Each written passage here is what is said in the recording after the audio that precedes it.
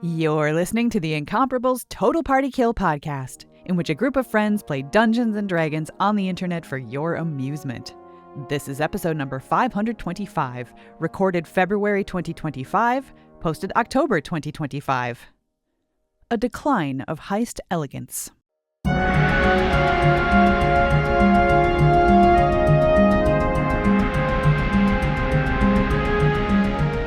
Welcome back to Total Party Kill. It's me, Tony Sindelar, a Dungeon Master. Today, we are continuing one of our Keys from the Golden Vault adventure. That's right, we're playing Masterpiece Imbroglio, an adventure in which our adventurers are breaking into the guild hall of a guild of thieves and recovering a stolen painting that they are going to return to a group of arcane scholars who believe the painting has magical properties. Before I get carried away, let's introduce our players, and they'll introduce their characters, and then I'll get carried away. In that order. First up, it's Annette Wierscha. Welcome back, Annette. Hello, I am excited to be here playing Jay Raff again, who is playing a fashion designer ready to make fashion for a bunch of thieves. And all of us use she, her pronouns. Also joining us, it's Monty Ashley. Hi, that's me. I'm playing Krong, the bugbear rogue, kind of a nightmare monster, but these days he's really into this hat of disguise. Pronouns, I guess I just said he, so he it is. Thank you. Next up, it's Aline Sims. Hello, I'm playing Jasper the Tabaxi Monk because I like to hit things, and Jasper and I both use she, her pronouns. And last but certainly not least, it's Kathy Campbell. Hello, I am here playing Tinker Bell, who is a fairy druid, currently hovering outside a window, ready to steal a painting. Allegedly. Well, what is going on with our group of keys or operatives of the Golden Vault? They have been sent on a mission to recover a painting known as Constantori's Portrait, said to be a painting of one of the most beautiful men that ever lived and believed to have magical properties. The painting was recently acquired by a group of arcane scholars known as the Cognoscenti Esoterica, who is very interested in studying the magical properties of that painting. But before they could get into that, it was taken from them. It was stolen by a guild of thieves known as the Agile Hand. Our adventurers have made their way to the guild house of the Agile Hand.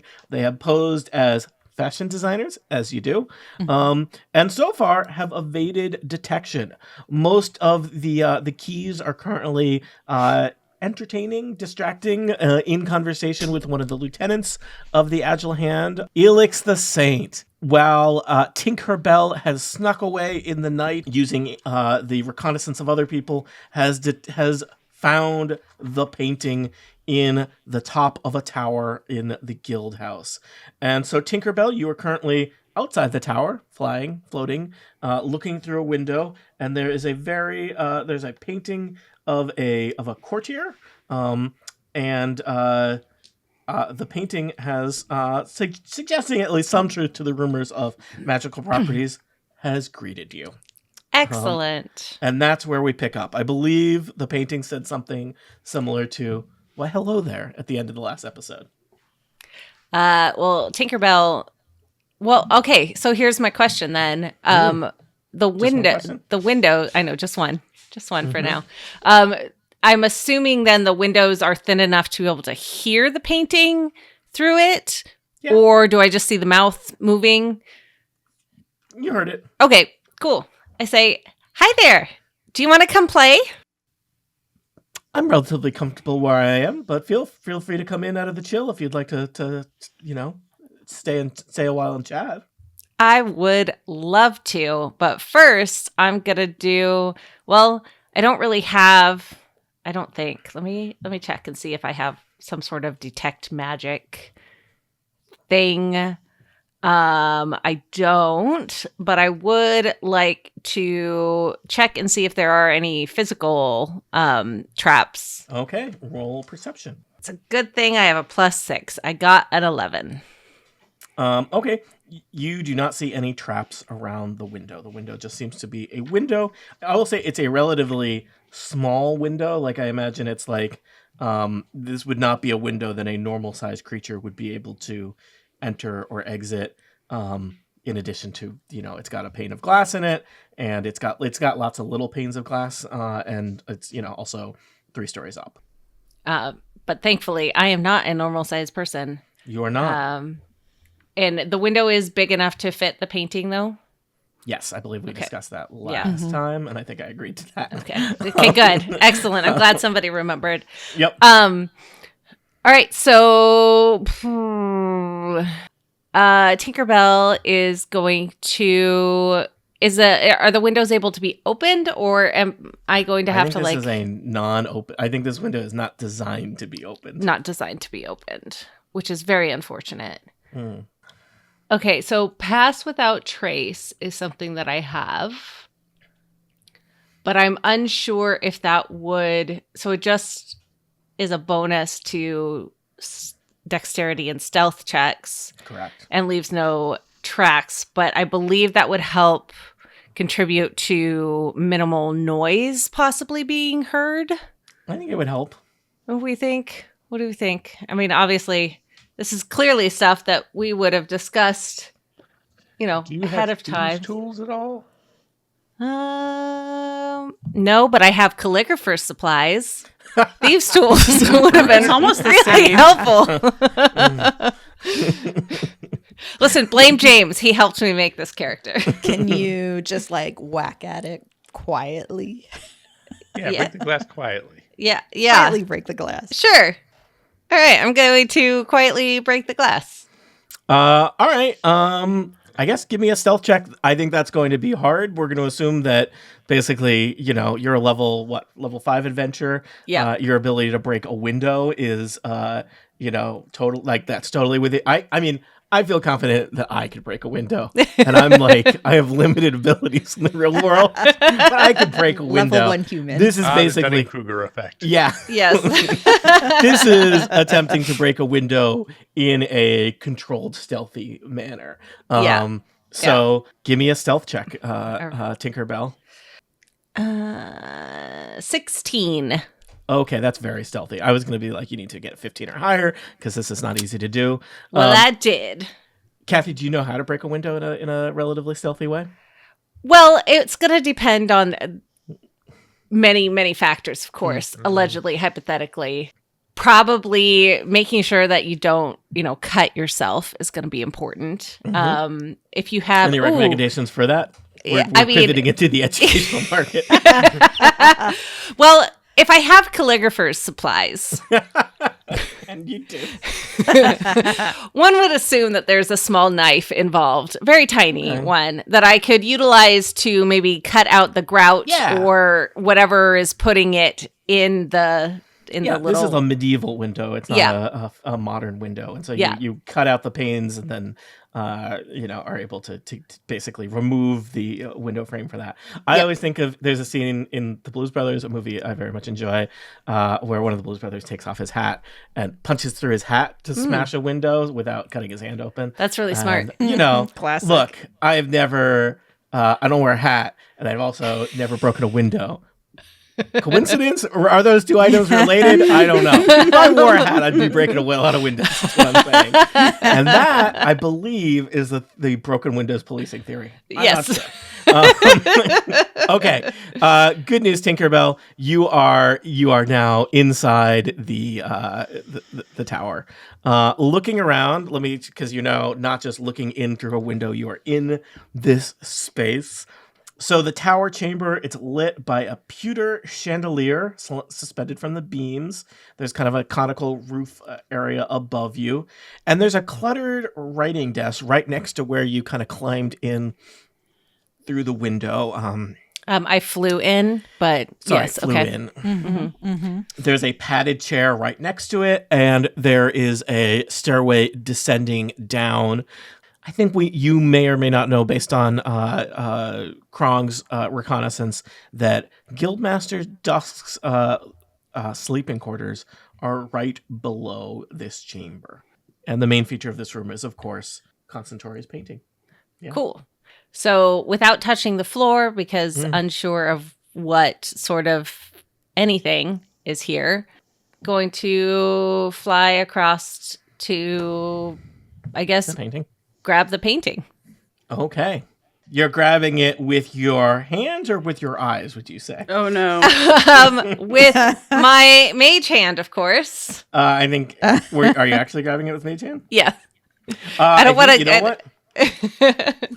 The challenge, I believe, because we talked about this at length about whether how the size and weight of the painting. Mm-hmm. I believe the painting exceeds the weight of a mage hand.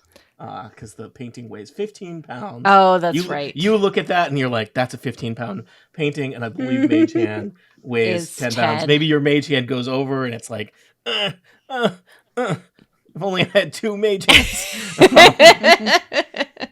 Okay, fine. Let's go. She grabs it. All right, Tinkerbell floats across the room, not coming into contact with the floor, which may be lava, depending on how recently a child has been through this area. It's true. And takes the painting off the wall. The painting gives you kind of like a wink and says, I wouldn't have done that.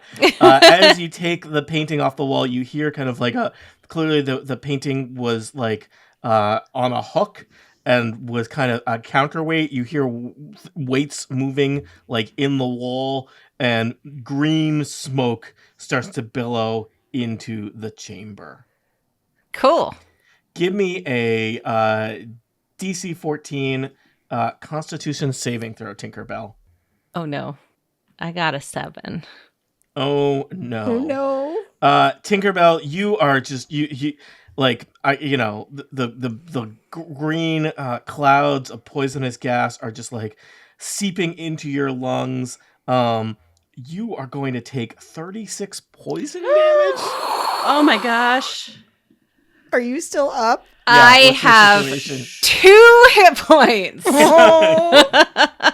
I am going to suggest that Get out. you leave the room. So question, Mm.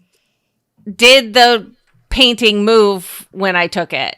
Yes, So- you have the painting. Okay, so I have the but painting. Oh yeah. You have the painting, but the painting was trapped. Okay.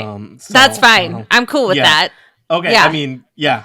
And it also you hear what sounds like a bell ringing somewhere in the rooms below you. Awesome. So I am going to real quick just looking around, is there any, I don't know, beasts in the area, like a fly or a butterfly or a bee or something that I could send possibly a message to the team to let them know, hey, it's not going great, but I got it. Well, do we hear any alarm down where We're we Yes. are? hearing like the bells. Yeah. Meanwhile, in the stable, Elix is saying is like, how do you guys feel about traps? We've got this sweet obstacle course down in the basement that I don't know. I know you guys are mainly into fashion, but maybe you'd like to see it. Maybe it would be like inspirational for like understanding our brand. Yeah, let's go. Yeah, we should check that out. Usually we don't take people down there. And then there's the sound of a bell ringing in the distance. And Elix says, I need you to stay right here. I got to check on something. And Elix runs out of the barn. I would like to use the message spell. Okay. Sort of in the direction better. of the tower. Mm. And I send a message that goes, hello, is everything okay? Nope, but I got it. Let's go. Okay, see you outside. All right. The premise is that Krong only growls because that's his physical throat, not his Yeah. mental. Very- Love it. So, Tinkerbell, I assume you leave because you don't want to take 36 more poison damage at the start of yes. your next turn. Correct. So you're gone. I'm outta you- there. I assume you exit through the same window you entered in because otherwise you're Obviously. going to have to disassemble one. Yep. Why would I even ask that question? What a weird way to talk. And so you are out in the clear night sky, breathing the cold air. It's just nighttime. It's not like it's Arctic or anything, but it's nice not to breathe poison. You are carrying the 15-pound small painting with you, which I imagine for Tinkerbell is a little unwieldy, but totally within your physical abilities. Yep. And you have just exited the 3rd floor of the tower. Maybe just out of the corner of your eye, you see the image of Guildmaster Dusk moving through the green, smoky fog filling that room. She appears to be wearing some kind of gas mask apparatus and is like swinging a blade around, looking for someone to murder in that tower. But she has not seen you because the gas that is poisoning your lungs is also providing valuable cover for your escape. Excellent. Is she also breathing said gas? She appears to have some kind of thing on her Okay. face protecting her from it. Okay. It seems like she knows how this thing works. Yeah.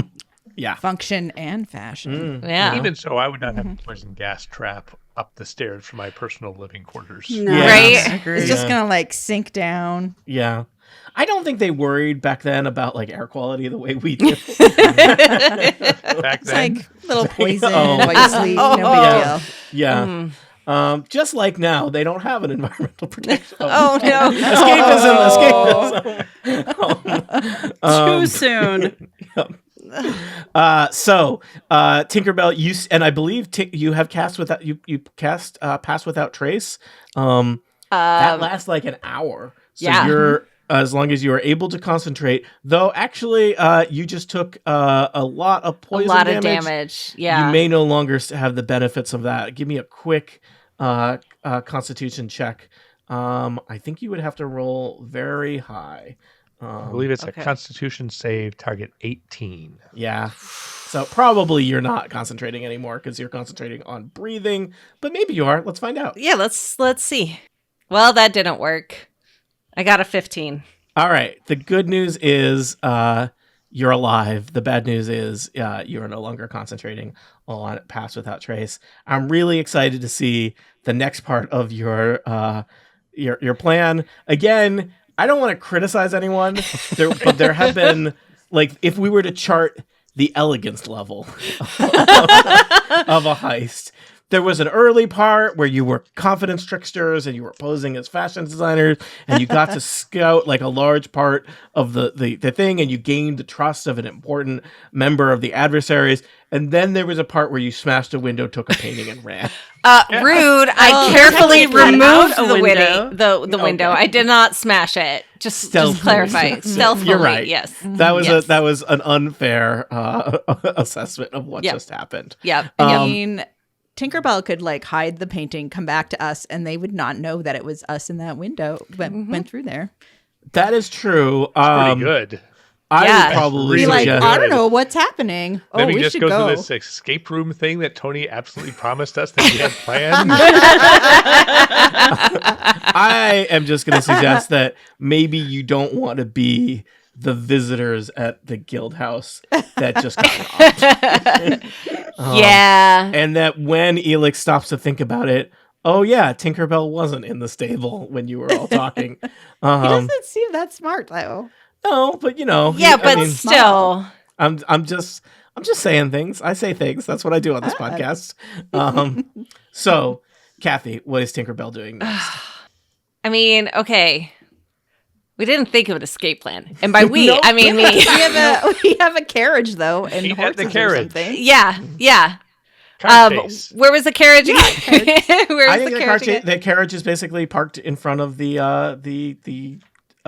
guild house. So it's guild it's house? just there. Yeah. Cool. I think you Cool. have a silent, unnamed guy who drives the carriage for you. Yeah. Trying to get him murdered because then I'd have to come up with a name for him. That's how that works, right? Yeah, absolutely. Sound like the cops. Don't murder anyone. There's a lot of paperwork involved. Yeah. And- Definitely not a Trey. Elix it went out the front, correct? Yeah. Okay.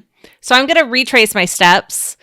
Okay. Or Tink is going to retrace her steps going over the top Yep. of the space to come into the same door Excellent. where we are going to access Shadow Carp and Sun Trout and the rest of the horses. But I'm also. Oh, go ahead. No, I was going to try and come up with some more good horse names, but let's not get No, please. Let's we're gonna escape. We're gonna be fine. All right. It's gonna be great. We need at least 4 horses. Guys, Yeah. well, here, there's what, 6? There's how many horses? There's 10 horses in this barn. We've established Shadowcarp and Suntrout. It's possible other horses were named last There was episode. Brown Beauty you named last Yeah. episode. Oh yeah, Brown that was- Beauty. Yeah. However, did I forget? Okay, so not all the horses have the name of a fish in their names, but they all wish they did. Yes, give me a stealth check, Tinkerbell, to rejoin the group. All right.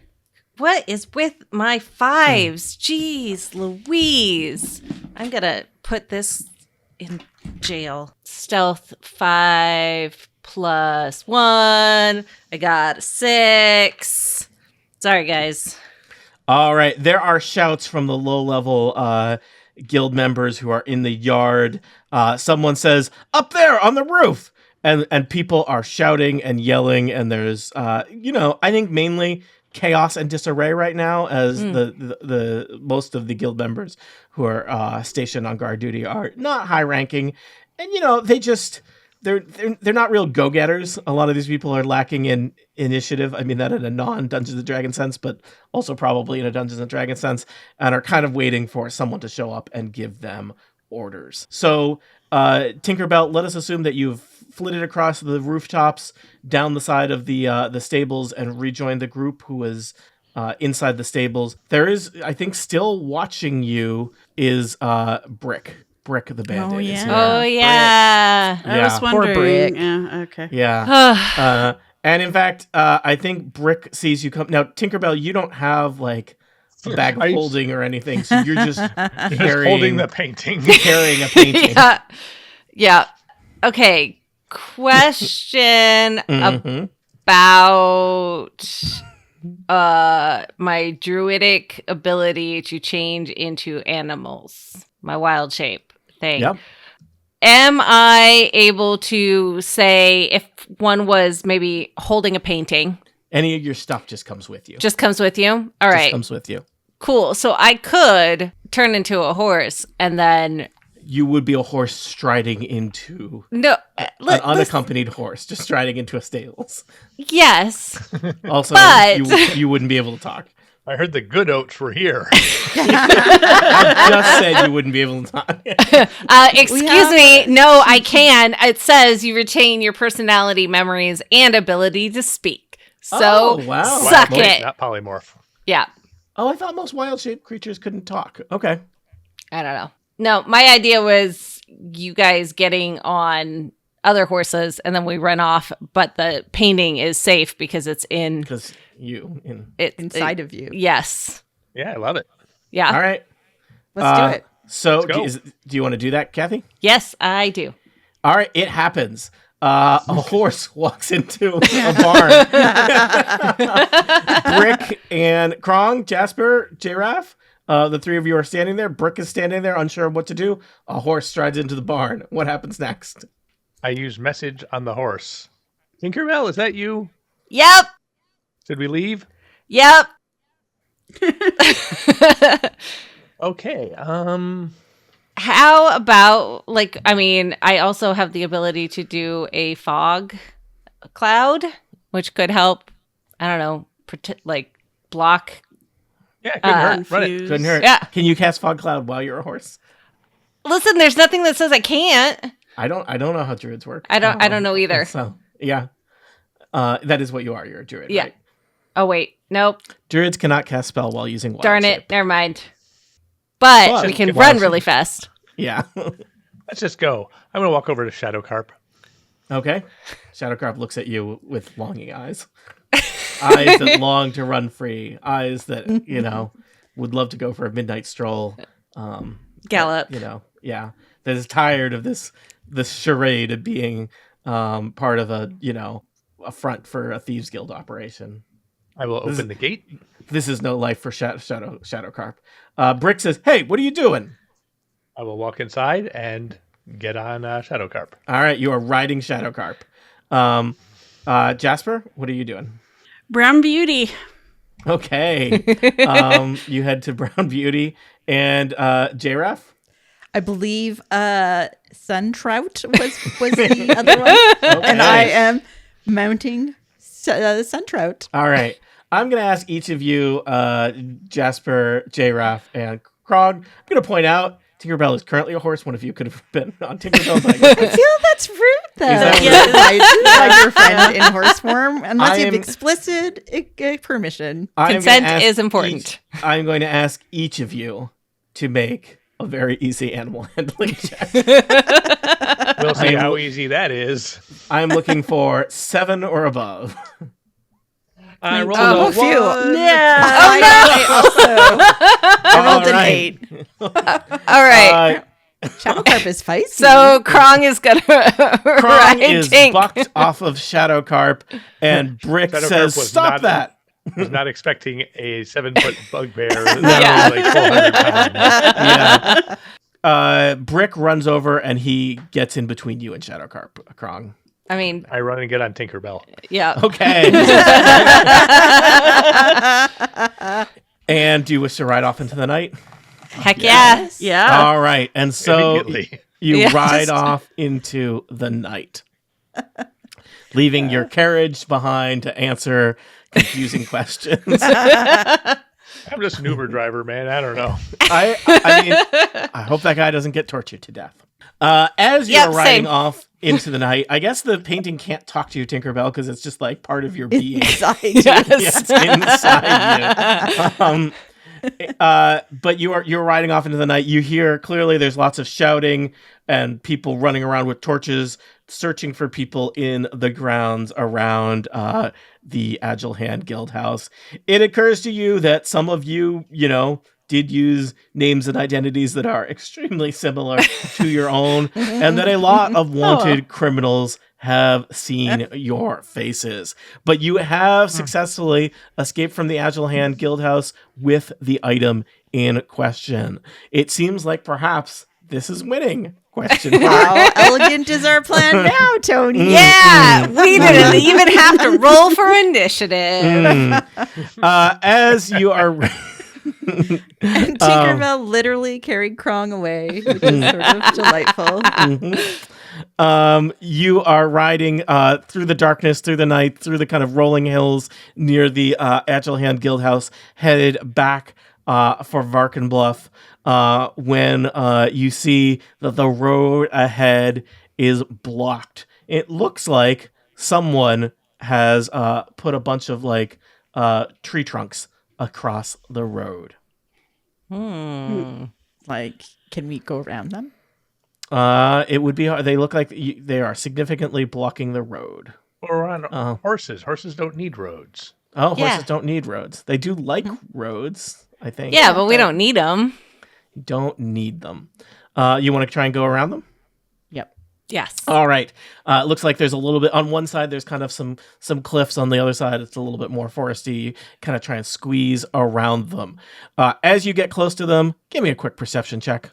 I got 13. 10, 13. I see a 16 from Annette. A 9. A 9. J-Raf, you are aware that there's movement. It looks like there might be things lurking behind the tree trunks ahead of you. I say, there's something lurking in the ahead of us. Do we proceed? I think we do. Yeah. It's like, Yeah. Let's just keep Okay, running. as you get closer, you're like 15 feet away from where the tree trunks are. A very large form kind of unfolds from behind the tree trunks. It might have been a creature that was like lying down or at least very crouched down. And this is big. This is maybe even bigger than Krong, this creature. And next to it, it's not alone. There's like a little guy with a big head, who's kind of like terrifying. on his shoulder, and he says, "I'm afraid you're gonna have to stop here. All right. What's going on? You have something we want. Oh, really? Which is We've been watching you closely. We know you have the painting, and we want it. What painting? We don't have a painting. You could search us.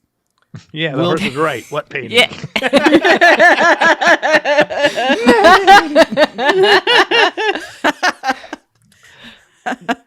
We've been following your actions all day. We know that you tricked Elix the Saint. We know that you've been to the Agile Hand Guild house. We know that you escaped with the painting, with the Constantori's portrait. And I'm sorry to say, but our organization wants it.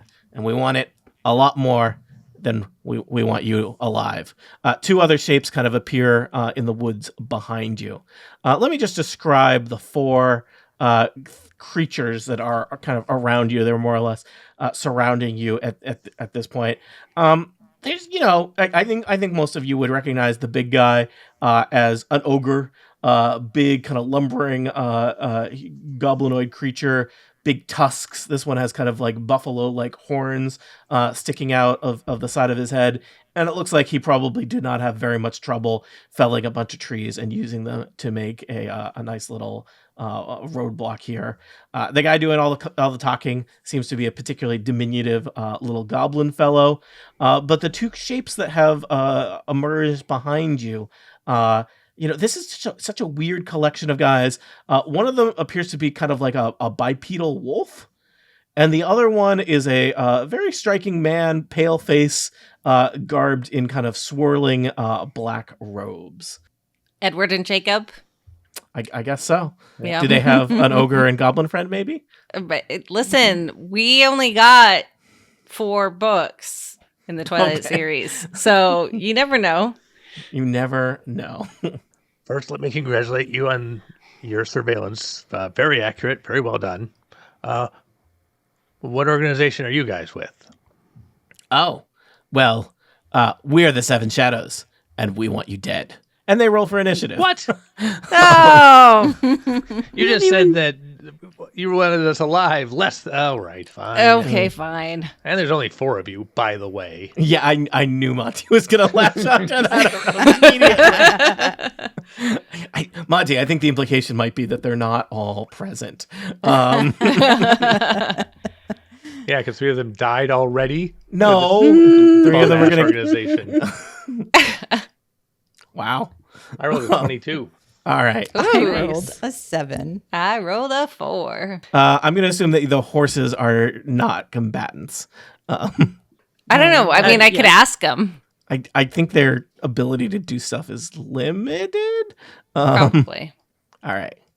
Werewolf, vampire, goblin, ogre. That's your group. Can I think that as we were traveling, I would have noticed that Tinkerbell was not doing so hot. So I'd like to be closer to her. You know what? I will even say, you could have, it seems like probably done some healing outside of combat in a way that would be, Okay.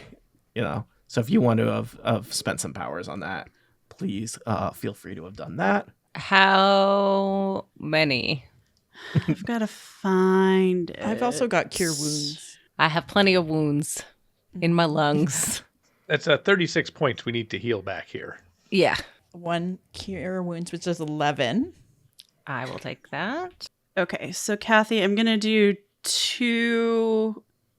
use 2 key points and do 2 hands of healing.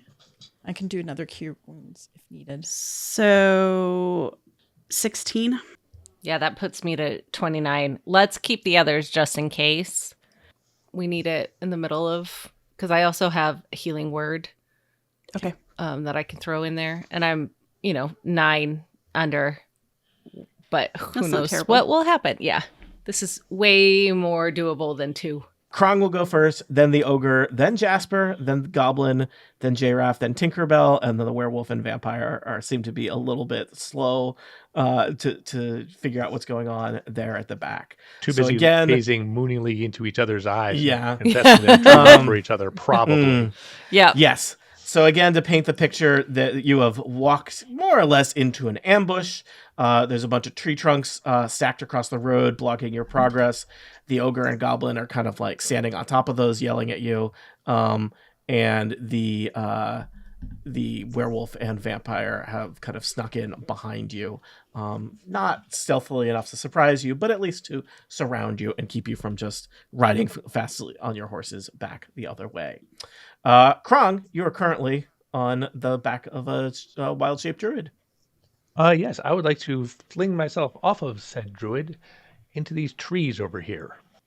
Okay. Having done So that, you are hiding in the woods. hiding. Yes, that's what I would like to do next with my bonus action. Okay. 19. Let's see. Yeah, you're invisible as far as they're concerned. Great. I would like to creep forward around the trees and stab Goblin Dude. All right. Dual stabber. Since I'm hidden, I do have advantage. 19 to hit. 19 will definitely hit a goblin dude. Lovely. So that's 1d8 plus 5 plus 3d6 surprise attack and 2d6 sneak attack, or possibly those last two are the other way around. Mm-hmm. I just want to give it a bath. 26 points of damage. Okay.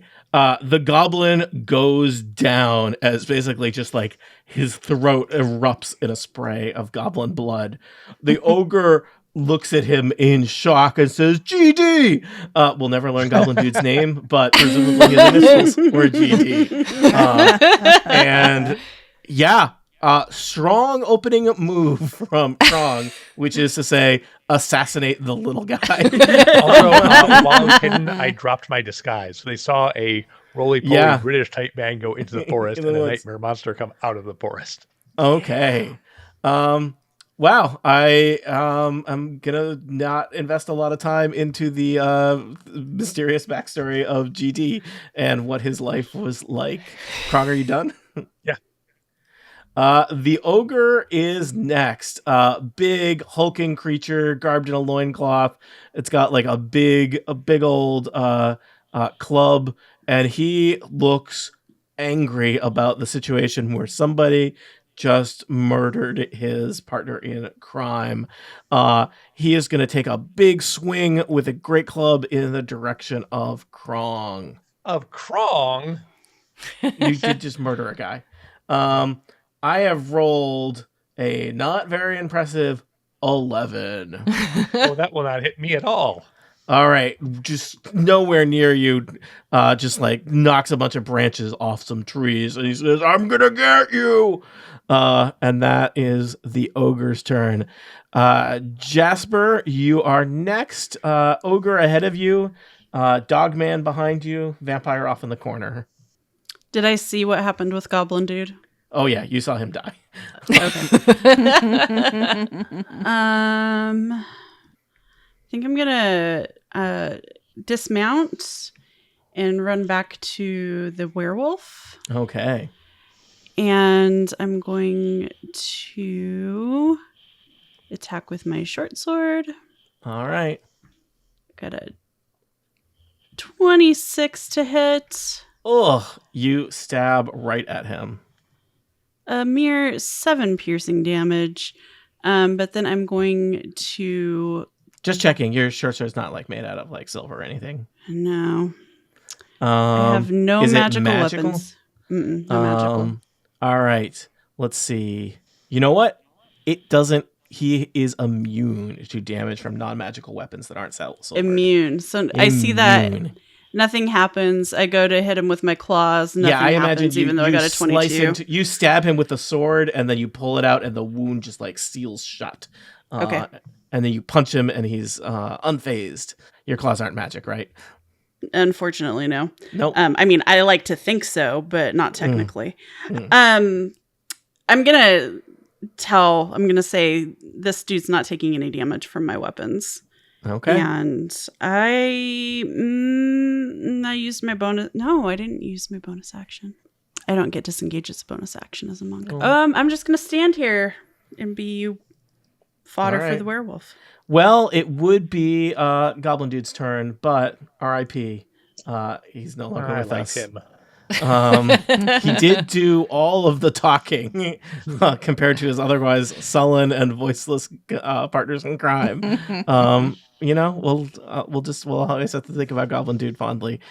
J-Raff, you are next. Okay, I am going to hit that werewolf with my magic Raven's Breath Great Axe, which I got in a different adventure.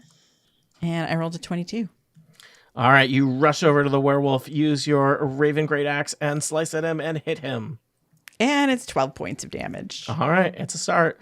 The key thing is all 12 damage happens to him. So I'm just going to move your token next to the werewolf. Tinkerbell, you are next. You're still in horse form? Yes, but not for long. I'm going to use my bonus action to remove wild shape and attack the ogre with something. How large would you say is the ogre? He is a large giant creature. Okay. I think he's actually, sorry, I guess he is large. So he's very big, especially compared to you. Okay, cool. I think I've probably made the token bigger than he actually is for dramatic purposes, but you'll forgive me. Valid. I would like to use enlarge reduce, and I would you're like gonna make the ogre bigger. No. Yeah, do it. Smaller, please. Smaller, please. All right, what's happening? The ogre needs to make a Constitution saving throw. All right, let's see if he is. Constitution is his best thing. Okay. Oh no, critical fail. Yes! Love to see it. That is. I feel like Satisfying.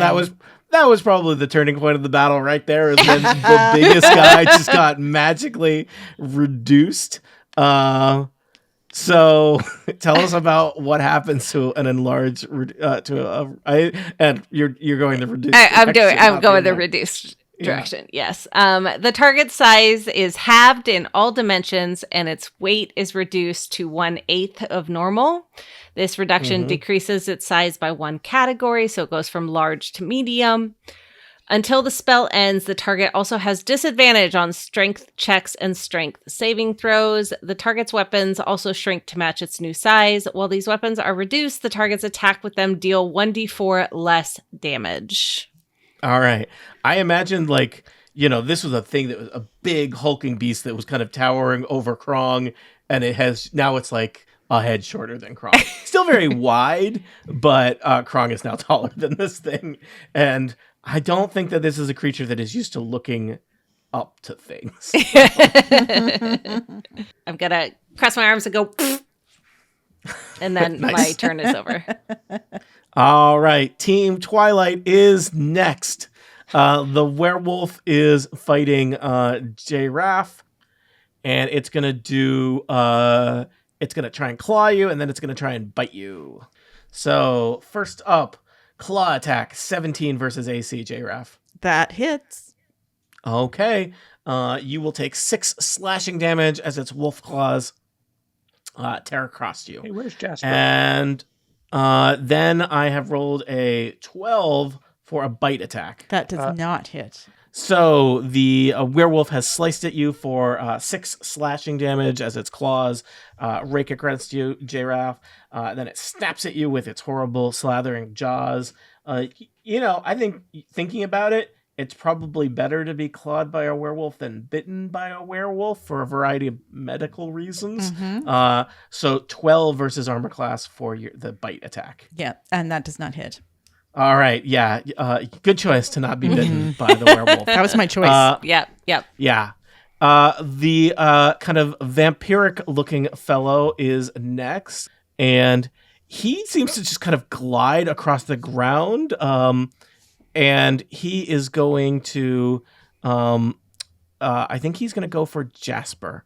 So he kind of floats across the ground and kind of appears in your peripheral vision, Jasper, and attacks you with a longsword as its first attack.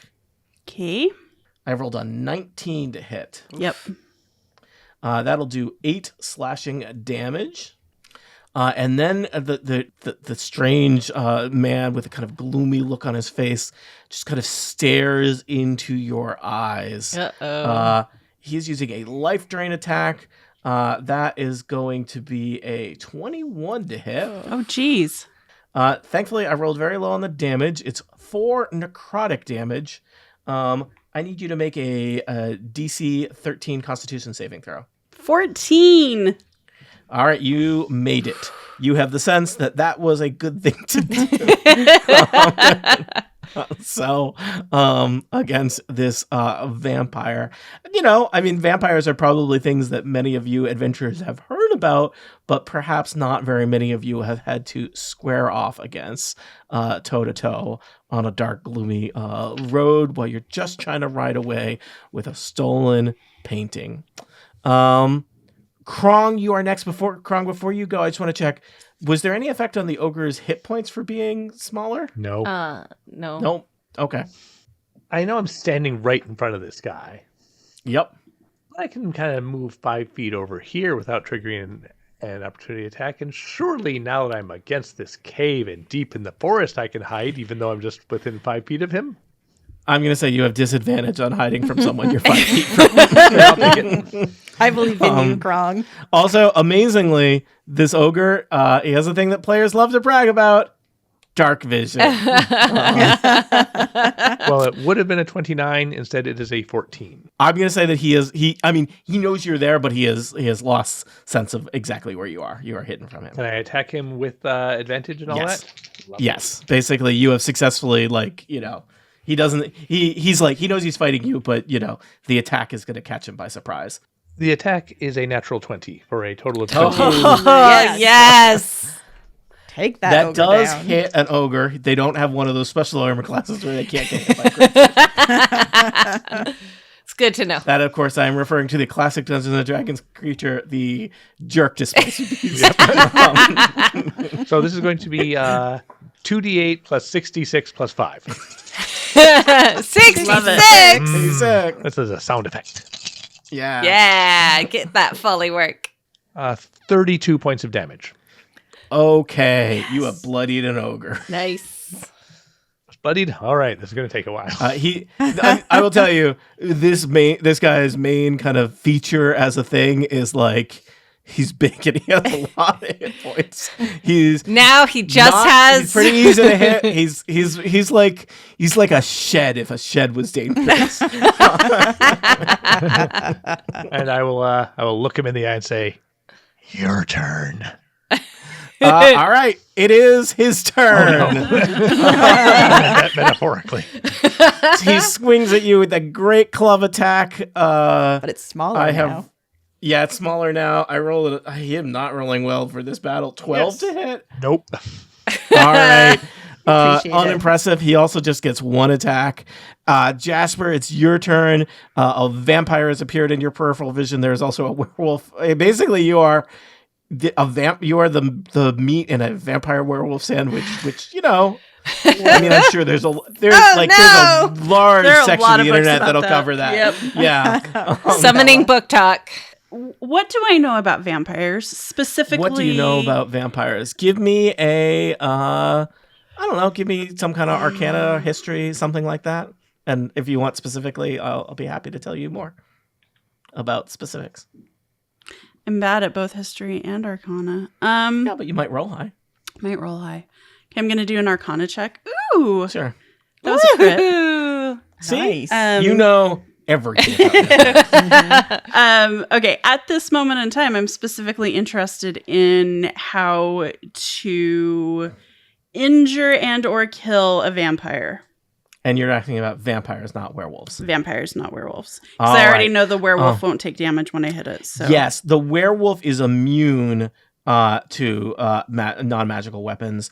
The vampire, and I'm going to say, especially, you literally rolled a crit. You know that this is a vampire, and yes, this is a scary situation. Nobody likes this. This is a particularly low-level vampire. This is not, Stradvan Zarovich to name drop one of my close personal vampire friends. is he as handsome as Stradvan Zarovich? Just out of He is curiosity? not. Okay. He wishes. Okay. It's not as nice as that art you showed us. Right. No. Oh. I mean, that's Jay what wants to is date that way. Yeah. So you know that he will resist necrotic, bludgeoning, piercing, and slashing from non-magical attacks that aren't silvered. But he would take half damage, right? Okay. You also know that it is standard for undead creatures to be immune to poison damage or the state of being poisoned. You also know that if you waited several hours, it would be really bad for him to be in direct sunlight.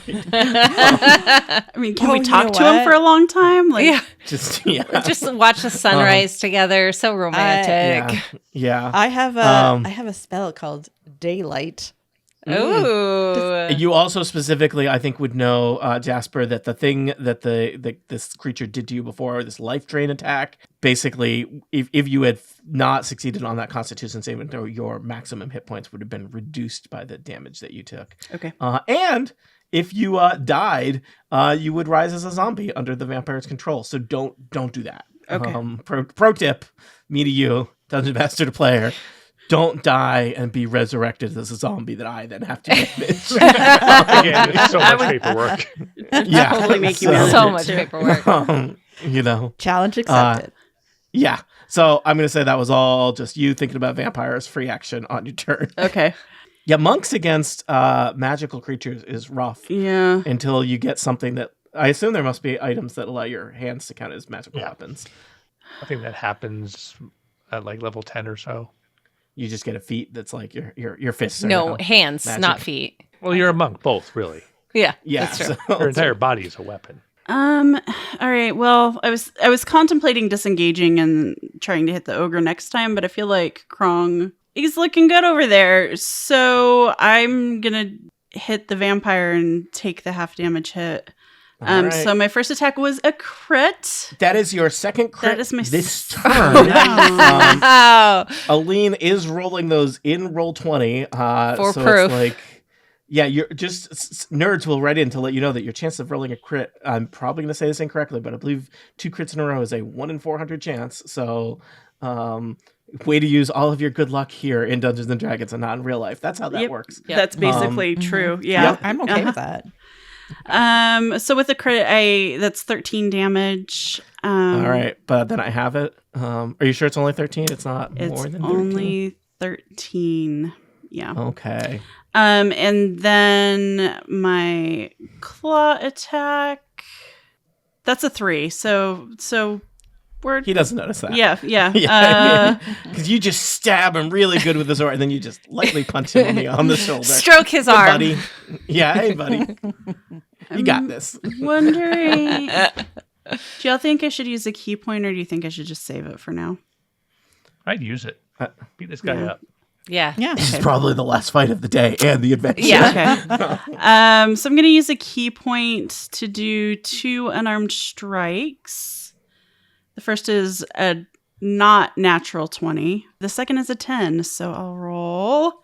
That's 7 bludgeoning damage for my second attack, which isn't great. And honestly, I should have healed myself, but oh well. So that is my turn, I guess.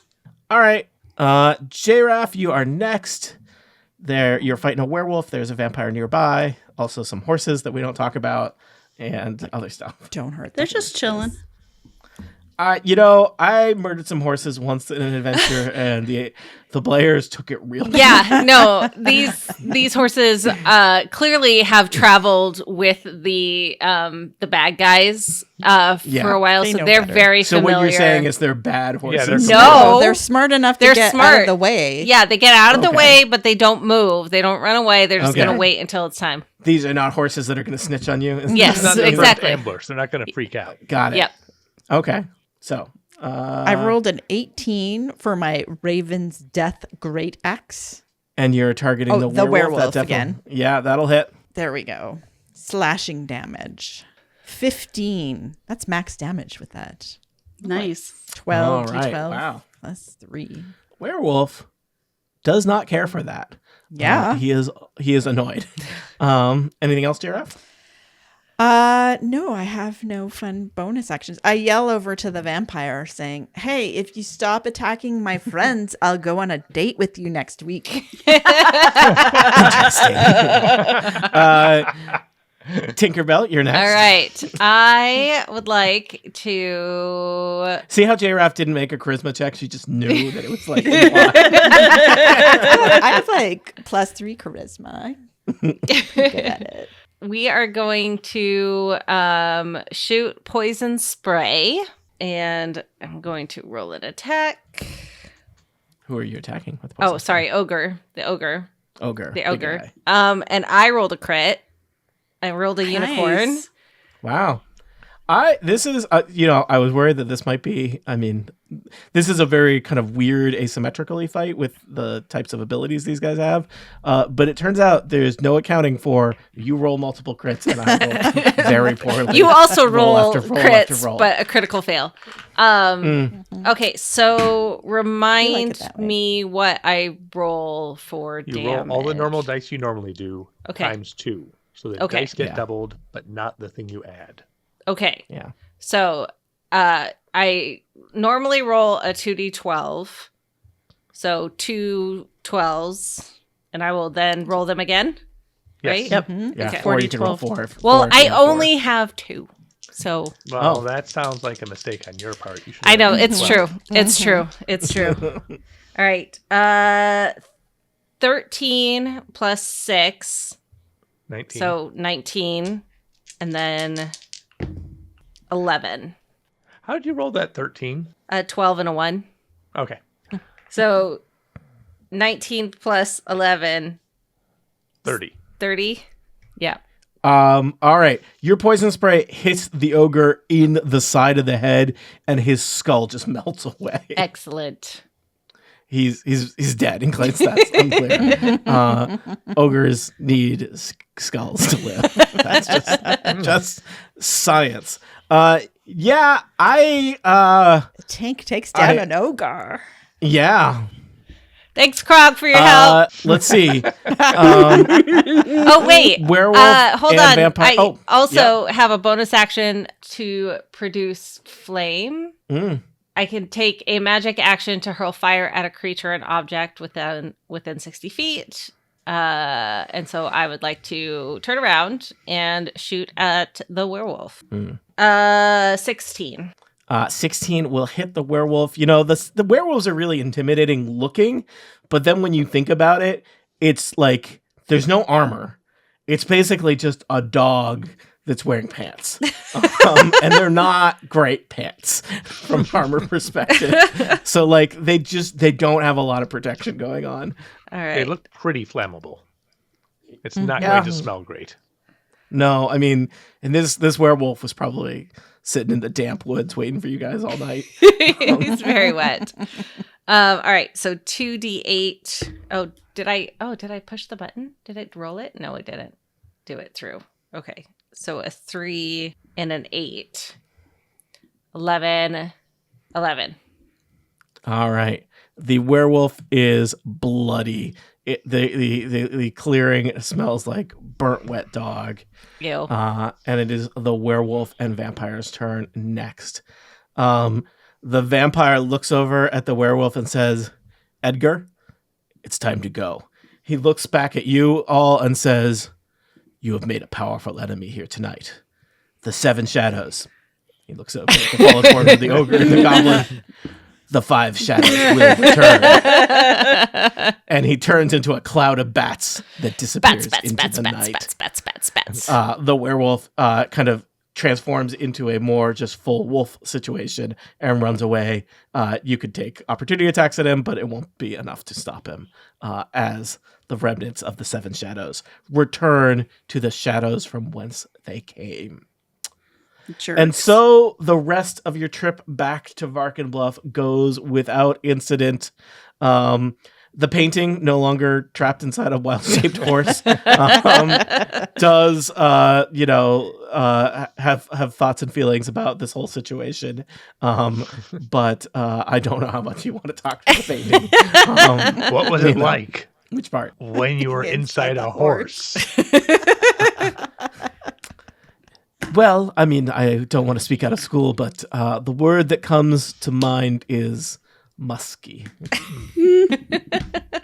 So I take it you'll be returning me to the Cognoscenti Esoterica? Why do they want you? Well, I don't like to brag, but they think that I have certain something special that, magic. I can, yeah. Do you want to go back there, or would you rather we take you somewhere else? Well, I'm not interested in staying with the Agile Hand. Who knows where they were going to settle me on to. But, well, the Cognoscente Esoterica, those nerds, I'm fine spending some time with them. Anything so that I don't end up in some dusty storeroom or, God forbid, a museum. Great. All Let's right. go. We'll return you. And so you do. The Cognoscente Esoterica is thrilled to receive their painting, but you will probably be looking over your shoulders a little bit as you go out and about in Varkenbluff for the next several weeks, as the Agile Hand has met your acquaintances, and there seems to be this new organization that is very interested in the activities of the Golden Vault in and around Varkenbluff. What will our next adventure include for us? Where will the keys be sent? What will they have to steal? For answers to questions such as these, tune in next time to Total Party Kill.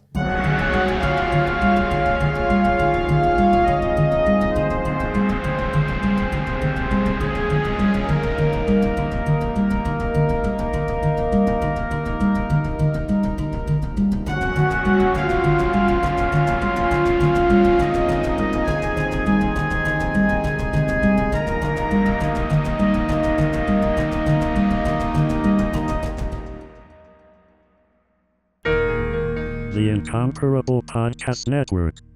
Become a member and support this show today. theincomparable.com/members